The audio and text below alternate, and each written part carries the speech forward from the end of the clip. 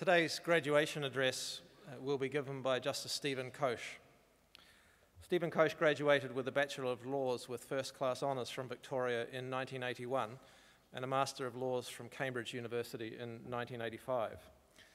His family has had a long involvement in the teaching profession, and Justice Kós followed that lineage, serving as a law lecturer at Victoria. In addition, he has provided pro bono services for the New Zealand Union of Students Associations and for both the Victoria and Massey universities. Justice Kós was a litigation partner at Russell McVeagh from 1988 until 2005. He was admitted to the bar in 2005 and appointed a Queens Counsel in 2007. In 2011, was appointed to the High Court. Ladies and gentlemen, please welcome Justice Stephen Kós.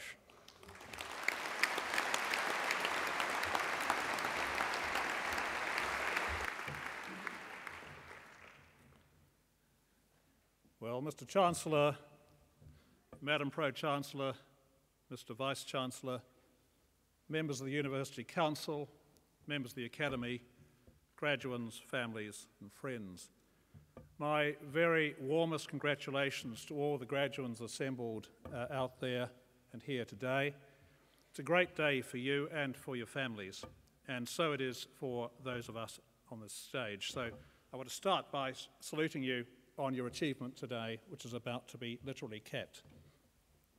Shortly, you will come forward and walk across the stage to be capped. What a curious process that is. In this year, 2012, we invite you to come up on stage and be capped with a tasseled trencher or mortarboard of 14th century design based on the biretta still worn by Roman Catholic clergy. Your name is called, you walk up to the Chancellor. He shakes your hand and waves the trencher, the cap, above your head like a wand, and lo, you are a university graduate. You try not to trip as you cross the stage, and the Chancellor tries not to strike you with the cap. There is ample room here for excitement and disaster. For several years at another university, I was its pro-chancellor, and so I often stood in the same place that your chancellor will today. On one occasion, one of the graduates was so happy that he just couldn't stop shaking my hand. Another one thought that he should give me a hug. And just like that scene in Notting Hill, the next graduate thought that's what you were supposed to do, and so she hugged me too. But that was recently. 30 years ago, I stood in your shoes when I was a graduate of this university, and to be perfectly honest, I can barely remember the event. It was a cold night like tonight, and a chilly sort of ceremony unlike tonight. My parents were there, as many of yours are here today. And what I do remember thinking is how very much my father would have liked to have been in my shoes. I want to take a moment to tell you his story. It's a refugee's story. And I'm doing that because it tells us a few things about our own experience. My father was Hungarian. He was a ship's officer at the start of the war. He had a rotten war. He regarded every day thereafter as a bonus. In late 1944, he was strafed by a Russian fighter plane while he was standing watch on the bridge of a ship and was sent to Budapest to recuperate. He arrived there just in time for Budapest to be encircled by the Russians. At the end of the truly awful 3-month siege of Budapest, my father was captured and sent to a prisoner of war camp in Siberia. He was released from that camp at the end of 1946, when the Russians decided he was about to die anyway. He was rescued by peasants, recovered, and made his way slowly back to Hungary. When he got to the gate of the family farm, his mother was there, pegging out the washing. He called to her. Did she welcome him back to her bosom with tears of joy? Not a bit.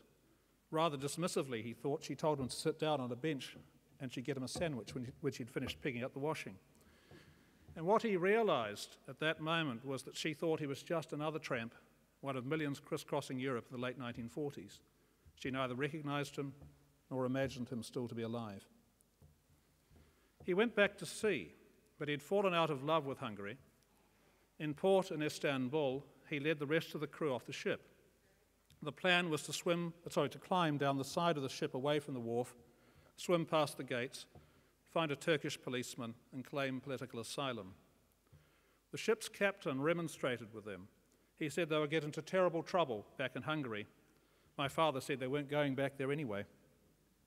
As they swam away from the ship, they heard behind them another splash, and soon the captain swam up to them, and the entire ship's complement swam on towards the port gates.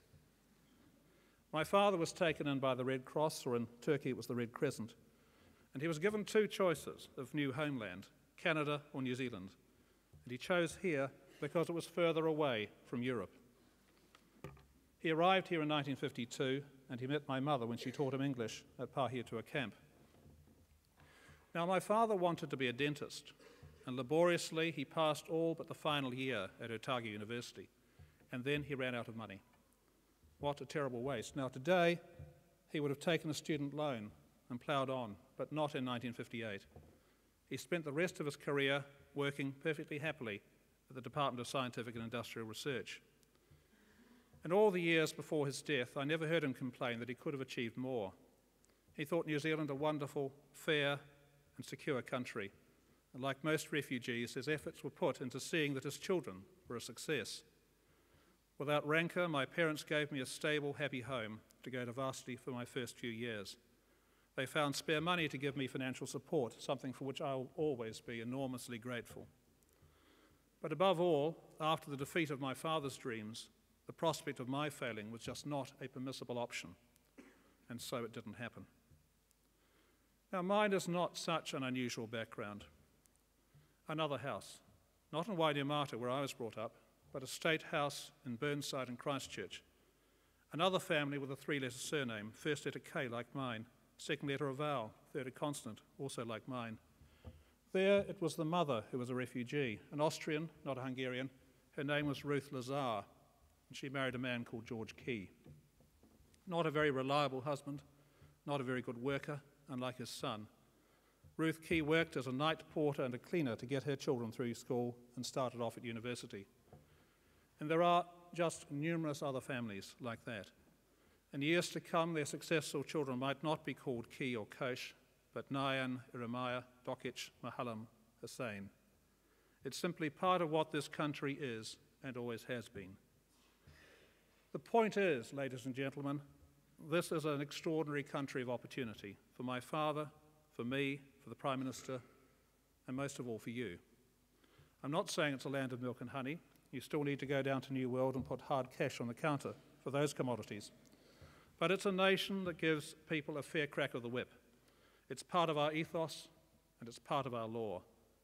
It's part of the golden rule in its Kiwi manifestation. It just doesn't matter what your name is or who your father was. My father was a refugee. The father of one of the other Wellington High Court judges was a freezing worker. It doesn't matter where you came from, where you live, or where you went to school. Well, the Chancellor might disagree with that, but not very much in truth. As I said a moment ago, I came from Waitemata. By coincidence, so did the next Wellington High Court judge to be appointed after me. It doesn't matter where you came from. What matters is what you can do. And the fact that you're about to graduate with a degree, a diploma, shows the world that you really can do something. You are being given an opportunity. You have sweated to earn it, I know, and so too have those close to you, your family, your partner, the academics who've taught you, the other people who run the university, and the general taxpayer who pays for almost half the cost of your tertiary education. So I say, do justice to yourself and do justice to those who sweated along the way with you. Take the opportunity you are being given and do something really worthwhile with it. You stand on the edge of a few very important decisions. Not the least thought at the back of your mind as you graduate today is that some of the sacrifices you have made get to stay with you for a while. Student debts don't disappear with the wave of a trencher. But you have wonderful choices in front of you. Some of those are going to be constrained by things like debts, family commitments, and jobs that you've already committed to. Those are important commitments. But remember, if not tomorrow, then soon, you can do anything at all. Your tertiary education represents an enormous opportunity. So take it. Be careful of commitments that constrain your ability to exercise choice. University is a place of wonderful freedom, so don't give it up for a choice of imprisonment.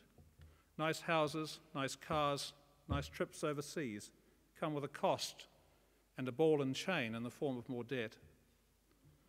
And also remember this, your greatest chance to do the greatest good for the greatest number may well be now or in the next year or two before those commitments compound one another and your course is set. You will be drawn, now or later, to want to give something back to society. Those sitting behind me made that choice early when they chose to teach you and those who have gone before you. Belatedly, I too made that choice last year in joining the High Court bench. I really should have followed that calling years ago. It is just all too easy to put off making that contribution. But remember this, the best choices, and sometimes the easier choices, are the early choices, and they are just ahead of you. I want to conclude with a beautiful proverb in Te Reo that fits today so well.